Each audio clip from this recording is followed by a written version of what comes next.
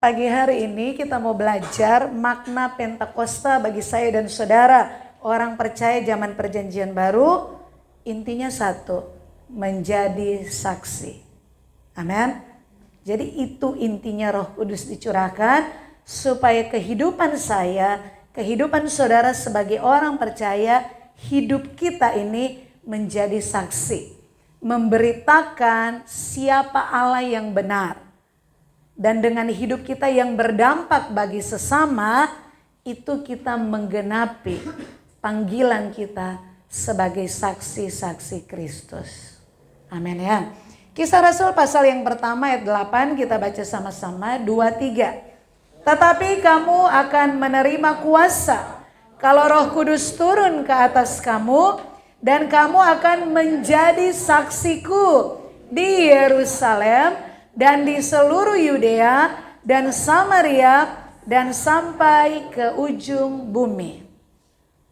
Jadi hari raya Pentakosta maknanya bagi orang percaya, ketika Roh Kudus turun ke atas kamu, kamu akan menjadi saksi-saksi Kristus. Dimulai dari Yerusalem, di mana keluargamu, rumah tanggamu, kemudian lebih luas lagi ke Yehuda, tempat kamu bekerja, kemudian Samaria, ke kelompok yang lebih jauh, bahkan sampai ke ujung bumi. Saudara yang kekasih, Allah memperkenalkan dirinya melalui tokoh-tokoh perjanjian lama. Kita mau belajar di konsep perjanjian lama, Allah menyatakan dirinya lewat orang-orang yang dipilih secara khusus. Karena kalau bicara agama itu selain dia punya hari raya, pasti dia punya sesuatu yang jadi sesembahan. Yang dia sebut Tuhan atau dia sebut Allah. Nah, antara sekian banyak agama, mana Allah yang benar itu mana? Allah yang benar-benar Allah itu yang mana? Dan Allah, konsep perjanjian lama menyatakan dirinya, memperkenalkan diri, aku loh Allah yang benar, lewat orang-orang tertentu yang dipanggil secara khusus, yang dipilih secara khusus. Tujuannya apa? Memperkenalkan Allah yang benar kepada bangsa-bangsa yang menyembah Allah-Allah yang lain. Yang pertama yang saya ambil adalah siapa tokoh ini? Nah, kok tahu Musa? Dia bawa 2 loh batu. Siapa Musa itu? Musa adalah seorang anak yang dilahirkan di masa yang krisis. Waktu Musa lahir, bangsa Israel itu statusnya sebagai budak di Mesir. Dan ketika Firaun melihat, waduh, ini bangsa pendatang sudah lebih banyak dari kita. Nanti mereka berkembang biak terus, nanti mereka bisa melawan kita. Kita yang orang Mesir asli bisa tergusur. Nanti mereka yang berkuasa. Firaun membuat satu aturan. Semua bayi laki-laki yang lahir orang Israel harus dibunuh. Kalau wanita nggak apa-apa, dia nggak mungkin memberontak zaman dulu wanita. Beda sama perempuan zaman sekarang. Amin ibu-ibu. Kalau enggak tanya sama suami-suami mereka. Haleluya. Musa lahir di situasi yang memprihatinkan. Tapi catat baik-baik. Selalu saya katakan tidak ada bayi yang lahir secara kebetulan. Musa lahir membawa rancangan ilahi. Dan situasi kondisi dia lahir situasi yang tidak baik. Justru itu menjadi sarana, cara Tuhan, jalan awal untuk Musa memenuhi panggilan Allah dalam dirinya. Singkat cerita, Musa dibuang di tepi sungai Nil dan putri Firaun melihat. Lihat aja selesai. Tapi Tuhan menggerakkan hati putri Firaun dan mengangkat Musa menjadi anaknya. Makanya Musa artinya diambil dari sungai, dari air. Jadi Musa itu bertumbuh di dalam istana Firaun. Dia dididik sebagai pangeran. Semua ilmu dia tahu, diajar. Dan kalau saudara baca, Musa adalah orang yang disegani. Jadi orang Israel tahu siapa Musa, orang Mesir juga mengenal siapa Musa itu. Ketika Tuhan panggil Musa, dia dalam pelarian 40 tahun di tanah Midian. Tuhan datang dengan api di semak-semak yang tidak terbakar. Dan Tuhan berkata, Musa, kamu kembali ke Mesir. Kamu bebaskan bangsa Israel. Aku pakai kamu untuk memimpin bangsa Israel keluar dari Mesir. Kalau saudara baca Keluaran pasal yang ke-5. Ketika Musa menghadap Firaun. Dia bisa datang ke istana, dia bertumbuh di situ, dia besar di situ. Ketika Musa datang ke istana Firaun, dia berkata apa? Firaun, raja, izinkan kami bangsa Israel mau pergi berdoa kepada Allah kami. Jawab Firaun apa? Siapa Allah yang kamu sebut itu? Aku tidak kenal dengan dia. Aku tidak peduli dengan siapa Allahmu. Emang siapa dia? Pokoknya kalian tidak boleh pergi. Kemudian terjadilah tulah pertama, Musa bikin. Tulah kedua Musa bikin, ternyata orang-orang pintar di Mesir yang mengabdi kepada Firaun bisa melakukan hal yang sama. Tetapi itulah ketiga, nyamuk. Ahli-ahli nuju Mesir tidak bisa melakukan seperti yang Musa lakukan. Dan orang-orang pintar di Mesir berkata kepada Firaun, ini perbuatan Allah. Mereka tuh punya Allah yang hebat, yang luar biasa. Kita gak bisa meniru ini. Tetapi ada tulah keempat, tulah kelima, keenam, sampai puncaknya kematian anak sulung. Mulai dari anak sulung Firaun sampai anak sulung binatang-binatang mati semua. Baru orang Mesir berkata, memang Tuhannya orang Israel benar-benar Allah. Dan berita tentang Allahnya orang Israel itu sampai ke semua bangsa-bangsa di sekitar mereka. Karena Mesir itu negara adikuasa. Kayak sekarang seperti Amerika, negeri adidaya. Kok bisa takluk sama bangsa kecil yang selama ini jadi budak? Karena Allah bangsa Israel adalah Allah yang hidup. Makanya ketika Israel keluar dari tanah Mesir di padang gurun mau melewati bangsa-bangsa, semua gemetar, semua ketakutan, baru dengar Israel akan datang. Allah memperkenalkan dirinya lewat Musa. Jadi tidak kebetulan Musa lahir, dia dibuang. Tidak kebetulan dia diangkat menjadi putri Firaun punya anak. Karena dengan cara itulah dia bebas, dia dihormati di Mesir, orang tahu siapa dia. Dan dengan pengetahuannya, dengan etikanya, dia dipakai Tuhan untuk masuk menghadap Firaun. Dan dengan kuasa yang dari tempat maha tinggi, Tuhan pakai dia menyatakan kuasa mujizat. Memperkenalkan siapa Allah yang orang Israel sembah. Amin. Yang kedua, tokoh dalam perjanjian lama yang dipakai untuk memperkenalkan Allah yang benar adalah Esther. Esther dipakai lewat apa? Kecantikannya. Karena dia cantik, karena kecantikannya dia bisa masuk ke istana. Dia bisa menjadi ratu. Dan kalau saudara baca kisah tentang Esther, raja berkata apa? Allahnya orang Yahudi adalah benar-benar Allah. Dan mereka mengakui Allahnya bangsa Yahudi Allah yang luar biasa. Lewat siapa? Satu tokoh perempuan yang namanya Esther. Kenapa Esther bisa masuk tembus sampai di kerajaan? Karena kecantikannya dipakai oleh Tuhan. Amin. Yang ketiga ada tokoh namanya Daniel. Daniel Tuhan pakai melalui hikmatnya. Daniel itu salah satu dari orang yang dibuang ke Babel.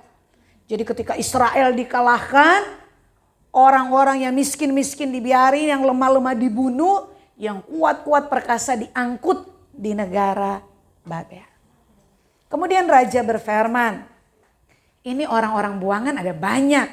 Tolong cari yang keturunan raja. Pilih yang hebat di antara mereka. Dan mereka didik secara khusus untuk bekerja di istana raja. Dan salah satu yang terpilih namanya Daniel. Daniel itu turunan raja. Bagaimana cara Allah memperkenalkan diri siapa Allah yang besar kepada Raja Babel, kepada bangsa Babel? Lewat hikmat Daniel. Kenapa dia punya hikmat? Dia suka berdoa. Satu waktu raja itu bermimpi. Dan mimpi itu membuat hatinya gelisah. Dan raja kumpulkan orang-orang pinter, ahli nujum, bisa membaca, meramal, semua kumpulin. Raja bilang, kalian harus kasih tahu arti mimpiku apa. Terus orang-orang itu bilang, silakan raja ngomong mimpinya, nanti kami akan kasih tahu artinya apa. Raja bilang, tidak bisa. Kalian harus kasih tahu aku mimpi apa. Dan kalian harus memberitahu makna dari mimpi itu apa. Kurang ajar gak raja seperti ini saudara? Dia mimpi dia kagak mau cerita. Disuruh orang lain ceritakan mimpinya beserta maknanya. Raja bilang kalau kalian gak bisa cerita, apalagi gak bisa kasih tahu maknanya, dibunuh semua kalian. Rumah-rumah kalian dirobohkan, keluarga kalian mati semua.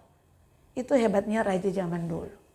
Dia lagi naik darah, apapun perkataannya pengawal tinggal eksekusi.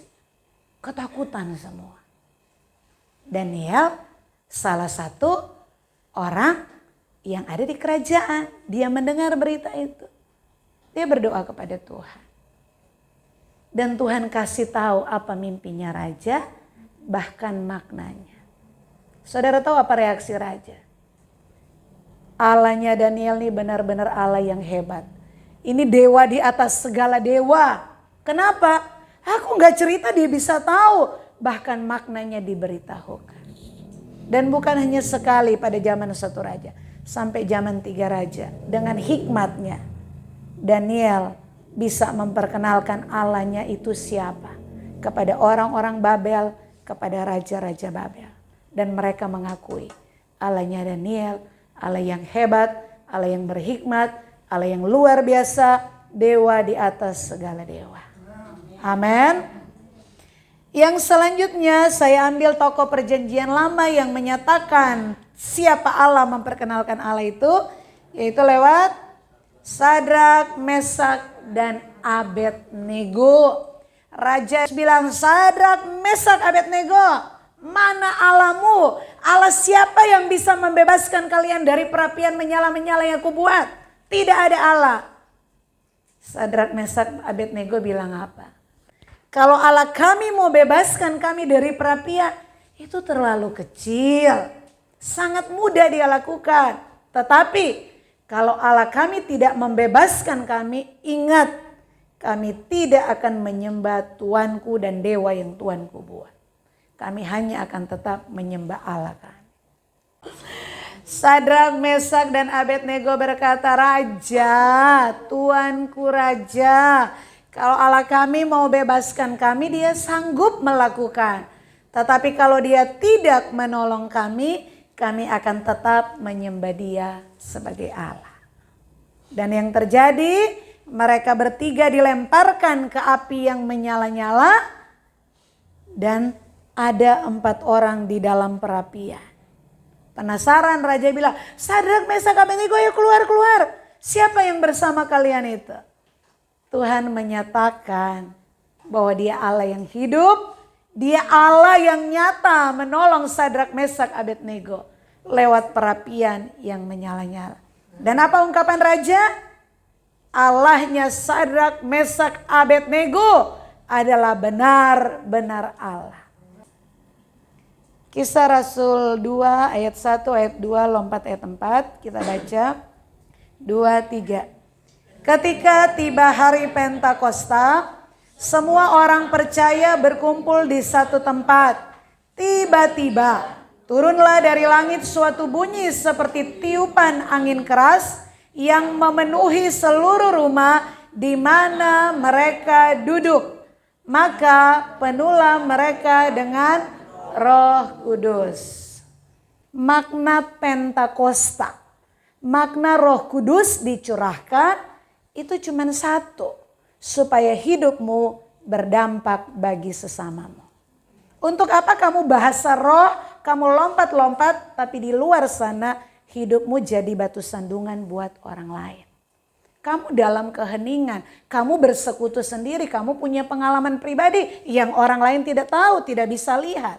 Tetapi yang orang lihat buahmu, rumah tanggamu kamu jadi berkat, tempat kamu bekerja kamu jadi berkat di situ. Itu lebih berguna. Makanya Paulus katakan, ketika kita dalam berkumpul, karunia bahasa lidah itu memang ada, itu karunia diberikan Allah kepada siapa yang Allah kehendaki. Tetapi dalam persekutuan lebih baik kamu ngomong satu kata yang dimengerti semua orang daripada kamu ngomong dengan bahasa yang orang yang hadir tidak memahami itu. Karena bahasa lidah, bahasa roh itu menguatkan iman kita. Tetapi bahasa yang disampaikan bisa dimengerti menjadi nubuatan itu memberkati setiap telinga yang dengar karena dia paham. Mengerti maksudnya? Jadi sekali lagi makna Pentakosta yang saya sampaikan pagi ini cuma satu poin. Hiduplah berdampak bagi sesama. Amin. Saudara mau dipakai Tuhan luar biasa, dahsyat. Orang bisa mengenal siapa Allah yang benar lewat hidupmu. Itu tidak lepas dari pengalaman-pengalaman yang kata orang, aduh kok gak enak ya, aduh kok masalah ya, aduh kok doa gak selesai-selesai, aduh doa kok gak dijawab-jawab, kok pertolongan Tuhan kemana. Ketika kamu bisa melewati itu semua dengan tetap mencari Allah, kamu akan menjadi alatnya Tuhan. Memperkenalkan siapa Tuhan yang kamu sembah kepada orang-orang di sekitarmu. Amin. Kenapa kita nggak bisa memperkenalkan Tuhan kita siapa? Ketika ada masalah, teman kita agama lain datang, aduh aku mau cerai. Kita ikut-ikut datang, iya aku juga masalah sama suamiku, sama istriku, mau cerai. Apa bedanya? Di mana mereka bisa melihat Tuhan kita? Benar apa betul? Amin. Yang kedua kita mau belajar Allah menyatakan dirinya melalui tokoh-tokoh perjanjian baru. Kalau perjanjian lama, Allah hanya memperkenalkan diri. Raja tidak bertobat menyembah Allah orang Yahudi, tidak. Tetapi mereka tahu ada Allah di atas segala dewa-dewa mereka. Yaitu Allahnya orang Yahudi. Amin. Tetapi konsep perjanjian baru, Allah bukan hanya mau memperkenalkan diri. Tetapi Allah menyatakan dirinya lewat orang-orang percaya, lewat saya dan saudara. Itu sebabnya Roh Kudus dicurahkan. Itu sebabnya Roh Kudus tinggal di hati kita. Itu sebabnya tubuh kita menjadi bait Allah. Supaya apa?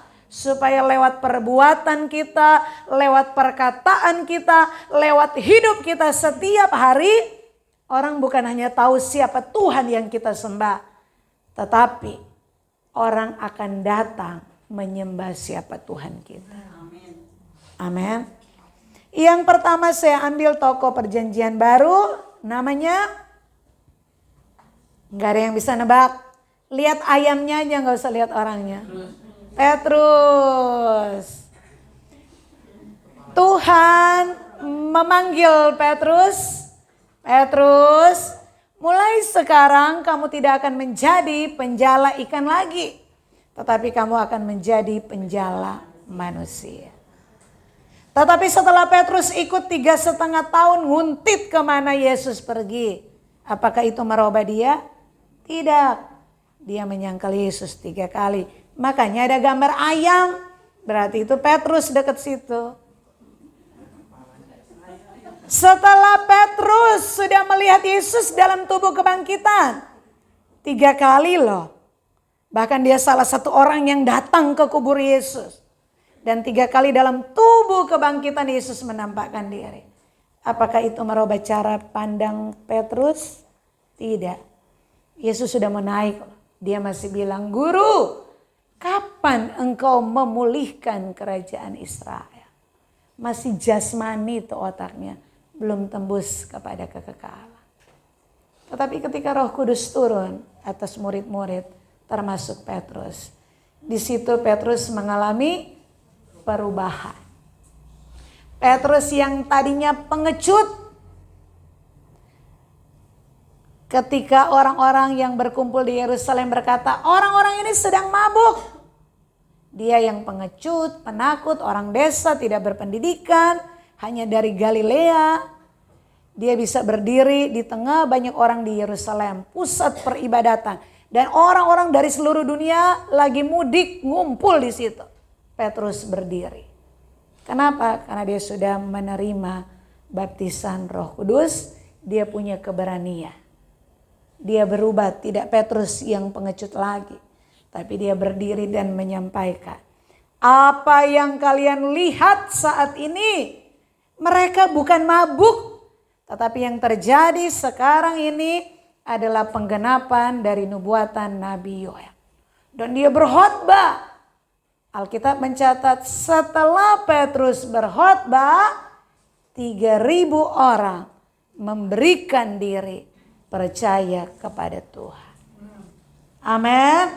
Karena perubahannya, cara pandangnya berubah. Enggak bagaimana lagi Israel bebas dari penjara Romawi. Tetapi ketika Roh Kudus turun, pandangannya tembus pada kekekalan. Yang harus dibebaskan bukan tubuh jasmani dari penjajah, tetapi rohmu, jiwamu yang terikat kuasa kegelapan. Itu yang harus dibebaskan. Dan keselamatan hanya ada di dalam Yesus. Dan 3.000 orang memberi diri menerima Yesus sebagai Tuhan dan Juru Selamat. Amin. Yang kedua ada tokoh yang namanya, wow pintar ya. Paulus lagi silau men, dia lagi jalan ke Damsyik, datang sinar ke situ ya. Paulus menjadi alat yang dipilih Tuhan untuk menyatakan siapa Allah yang benar dan untuk membawa terang itu kepada bangsa-bangsa yang dalam kegelapan. Lewat apa? Pertobatannya. Makanya namanya dulu Saulus. Saulus itu pembunuh orang-orang Kristen. Orang-orang yang mengikuti ajaran Yesus ditangkap, dianiaya, dibunuh oleh Saulus. Tetapi ketika dia mengalami perjumpaan dengan Tuhan, ketika dia punya pengalaman pribadi dilawat oleh Tuhan, hidupnya berubah. Dia bertobat. Tadinya dia menentang ajaran Yesus, sekarang dia menjadi pendukung dan pemberita ajaran Yesus. Paulus bertobat. Pertobatannya menjadi jalan Tuhan pakai dia untuk menyatakan siapa Allah yang benar. Untuk menyatakan keselamatan di dalam Yesus lewat pelayanan Paulus. Makanya saudara, apapun pekerjaanmu, kalau kamu tahu, tekuni itu dengan baik. Karena segala sesuatu yang serius kita lakukan, bertanggung jawab, penuh integritas, tanpa kita sadar, itu bisa jadi jalan caranya Tuhan memakai hidup kita. Contoh satu kantor semua korupsi. Tapi saudara punya integritas tetap jujur di situ. Nanti satu waktu begitu audit semua dipecat, saudara gak dipecat. Karena saudara jujur. Paham? Ada banyak cara. Semua tiba-tiba seperti pandemi gak diharap-harap. Itu sampai manajer hotel itu bisa di PHK semuanya. Banyak hal kita tidak tahu. Tetapi yang dipertahankan itu siapa? Siapa yang punya kerja yang paling bagus, yang menguntungkan perusahaan, itu pecatnya paling terakhir selama perusahaan itu belum ditutup. Paham maksudnya? Orang bisa melihat Allah itu yang kita sembah itu siapa lewat kejujuran kita. Dalam kita berumah tangga, orang melihat keluarga kita, tuh tetangga-tetangga tuh bisa lihat Allah kita tuh siapa. Dalam kita bekerja, orang tuh bisa melihat Allah yang kita sembah tuh siapa. Dalam kita bergaul dengan tetangga-tetangga, dengan orang-orang yang tidak kenal Tuhan, perilaku kita, cara kita bicara, orang bisa mengenal Tuhan kita tuh siapa. Dan yang kedua, kalau benar-benar hidup kita menjadi saksi, menyatakan Allah yang hidup, mereka bukan hanya tahu siapa Allah kita. Tetapi Alkitab mencatat mereka akan ditarik masuk dalam dari kegelapan masuk dalam terang untuk menyembah Allah yang kita sembah. Amin. Apa yang sudah saudara lakukan untuk Tuhan? Apa yang saudara sudah lakukan untuk pekerjaan Tuhan? Apa yang saudara sudah lakukan untuk memenuhi panggilan Tuhan di dalam hidup saudara? Mungkin kita tidak masuk istana seperti Musa. Mungkin kita tidak masuk istana seperti Daniel, seperti Esther. Tetapi orang-orang yang Tuhan taruh di sekeliling kita, mereka bukan ditempatkan secara kebetulan. Itu ada maksud Tuhan. Itu ada rencana Tuhan. Kenapa ya aku sendiri Kristen di sini? Kenapa aku sendiri Kristen di situ? Enggak kebetulan.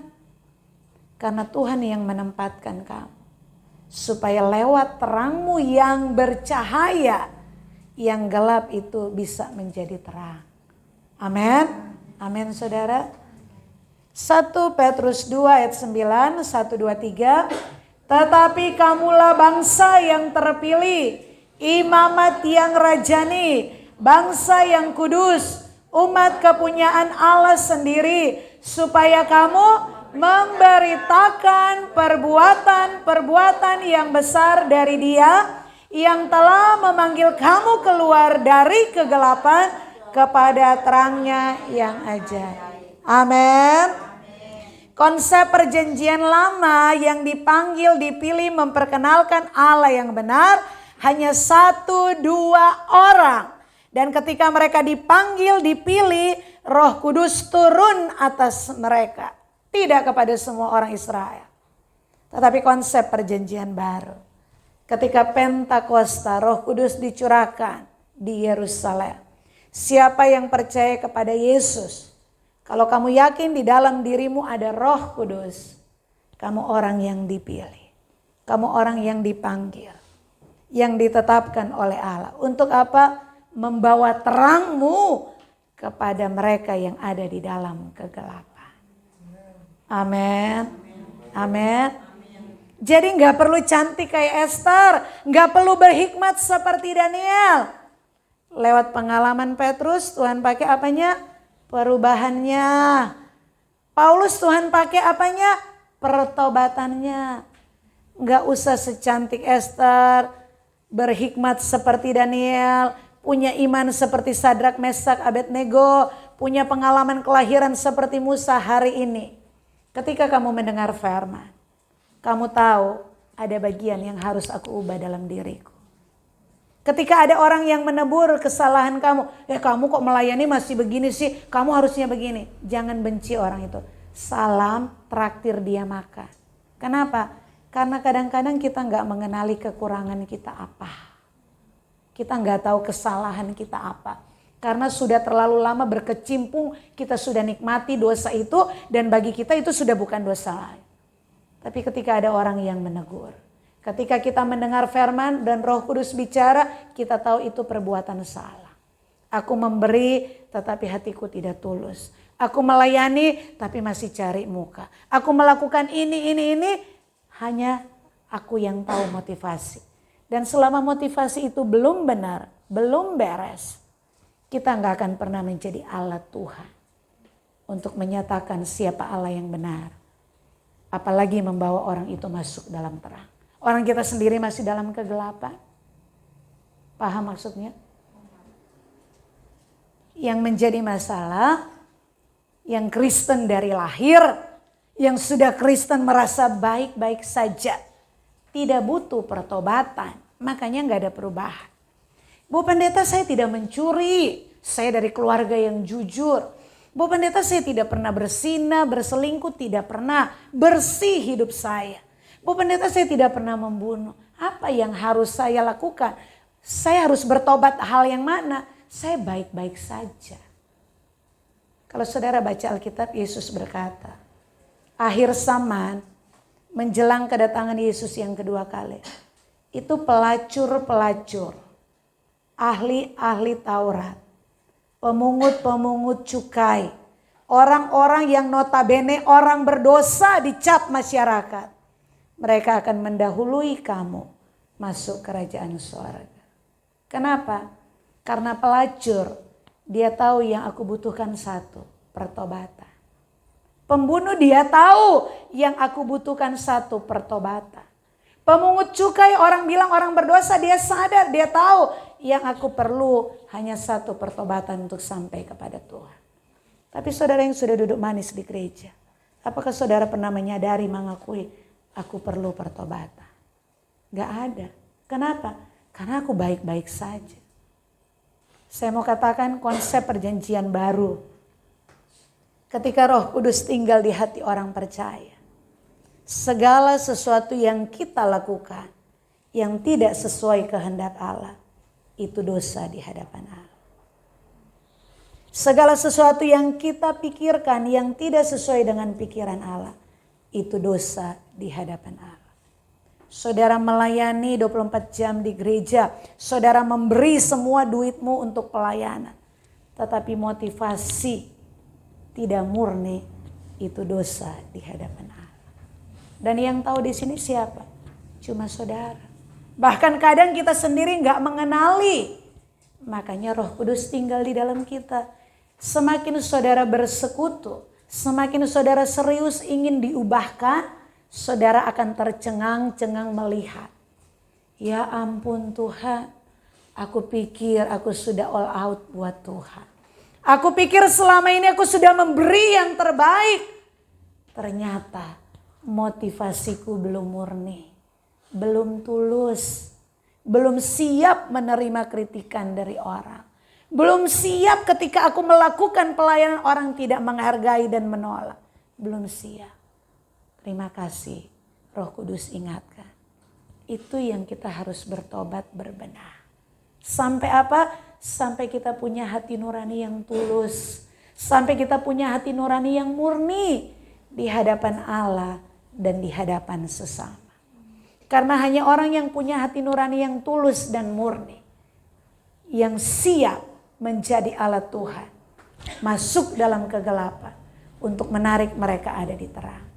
Kalau saudara nggak punya ketulusan, belas kasihan, saudara nggak akan peduli dengan orang lain. Amin, amin saudara. Matius 28 ayat 19 dan 20. Karena itu pergilah, jadikanlah semua bangsa muridku, dan baptislah mereka dalam nama Bapa dan Anak dan Roh Kudus. Dan ajarlah mereka melakukan segala sesuatu yang telah kuperintahkan kepadamu. Dan ketahuilah, aku menyertai kamu senantiasa sampai kepada akhir zaman. Konsep perjanjian lama, Allah hanya memperkenalkan diri. Tapi konsep perjanjian baru, Allah mau bukan hanya dunia tahu siapa Allah yang benar, tetapi mereka datang menyembah Allah yang benar. Lewat siapa? Lewat pertobatan saya, lewat pertobatan saudara. Itu yang akan menjadi cerita, kesaksian kita kepada dunia. Aku berubah, aku diubah oleh Tuhan. Itu yang akan membawa mereka datang kepada terang Kristus. Amin. Kita nggak punya uang mungkin, kita nggak punya talenta, kita nggak punya kemampuan. Aku mau melayani apa? Bertobat, berubah. Hidupmu yang diubahkan, kamu hidup dalam pertobatan setiap hari. Itu menjadi sarana Tuhan memakai hidupmu. Menjadi alat, menjadi saksi bagi dunia yang dalam kegelapan. Amin. Pertanyaan, apa yang ada padamu yang bisa dipakai Tuhan? Saudara yang jawab. Roh Kudus diberikan kepada orang percaya agar menjadi saksi yang menyatakan siapa Allah yang benar melalui pengalaman hidup yang diubahkan. Jadi PR-nya satu, pulang catat. Apa yang berubah sejak aku jadi jemaat Karmel? Aku mendengar khotbah ini, aku tahu aku berubah enggak? Saudara bikin tanda. Karena perubahan kita cepat atau lambat, itu pasti akan dinikmati oleh orang-orang sekeliling kita. Makanya karunia-karunia rohani, karunia-karunia bahasa lidah itu baik. Tetapi yang terutama, buah Roh Kudus harus keluar dari kehidupan orang percaya. Sebagai bukti ada pertobatan, ada perubahan. Alkitab bilang, dari mana kamu kenal buah? Pohon itu pohon jenis apa? Dari buahnya. Banyak orang bilang, aku ngomong begini kok, aku kalau ngomong menyakitkan, tapi hatiku baik. Alkitab bilang, kalau hatimu baik, kamu pasti akan mengeluarkan perkataan-perkataan yang baik. Kalau kamu masih suka gosipin orang, najis-najisin orang, lakukan yang gak baik kepada orang, berarti sumbernya belum jernih. Mata airnya masih keruh. Itulah sebabnya kita butuh pertobatan. Enggak usah malu bertobat. Kenapa? Karena hanya orang-orang yang bertobat, yang hidupnya diubahkan, yang siap dipakai menjadi alat Tuhan. Amin. Tuhan memberkati, ayo berubah, ayo bertobat. Mari kita bangkit.